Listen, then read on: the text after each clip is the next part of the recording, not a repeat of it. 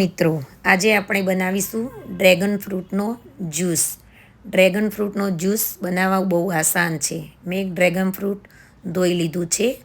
હવે હું એને પહેલાં કાપી લઈશ બંને બાજુથી પહેલાં કાપી લઈશ. હવે આપણે એની છાલ ઉતારી લઈશું. છાલ પણ એની બહુ જ આસાનીથી ઉતરી જશે. સૌપ્રથમ આપણે એની છાલ ઉતારી લઈશું આખા ડ્રેગન ફ્રૂટની.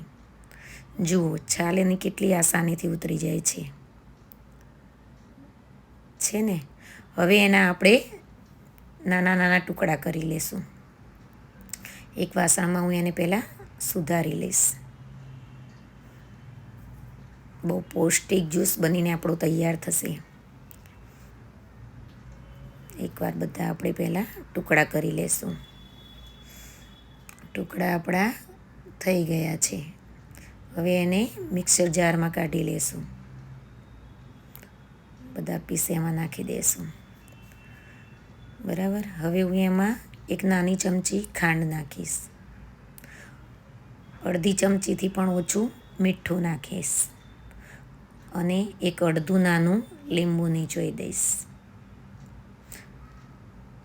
બહુ સરળતાથી આ જ્યુસ બનીને તૈયાર થઈ જશે આપણો. હવે હું ક્રશ કરી લઈશ. બરાબર. તો તૈયાર છે આપણો ડ્રેગન ફ્રૂટનો જ્યુસ. ચાલો ટેસ્ટ કરવા. ચાલો મિત્રો, જ્યુસ તૈયાર છે.